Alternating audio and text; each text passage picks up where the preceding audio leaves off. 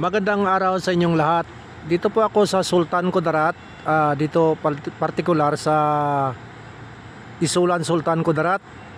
Ito po yung provincial hospital ng Sultan Kudarat. Malaki at saka maganda, malinis.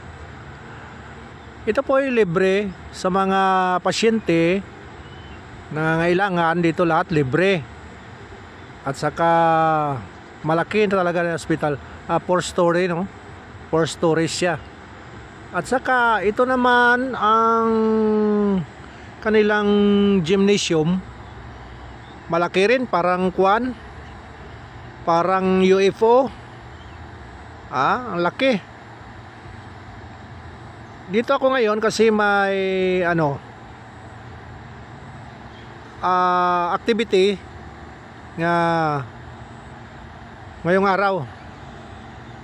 Malaki yung kanilang gym. Parang arena na yata ito. Malaki masyado. At saka po dito sa kabila, yung provincial capitol, ayan yung may ilaw. Sa likod ako kasi, dito ako sa likuran bahay na banda ng gym at saka hospital at saka kapitolyo. Provincial Capitol ng Sultan Kudarat. Ito po maganda tingnan, talagang maganda. Ito yung sa tabi, may mga activity kasi dito. Parang mga bahay, no, ng Engkanto. Tingnan nyo, maganda, di ba? Yan, yan. Ang bahay kasi ng mga magaganda yan dito.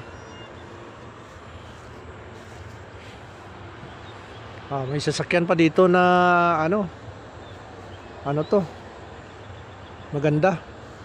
At saka ito yung paligid niya, may mga ilaw na kasi nung oras na to 10 minutes bago dating tayo sa alas 6. Ayan, yung provincial capitol di kasi makita kasi may nakaharang na yung mga bahay-bahay na maliit. Maganda yung kanilang dito, kapitolyo at saka itong kanilang malaking gym sa Sultan Kudarat ito. Saka ito po yung hospital nila, maganda, malaki, libre lahat. Ayan, mas maganda pa kung nasa harap. Kaso dito ako sa likod na side kasi may binabantayan po ako dito.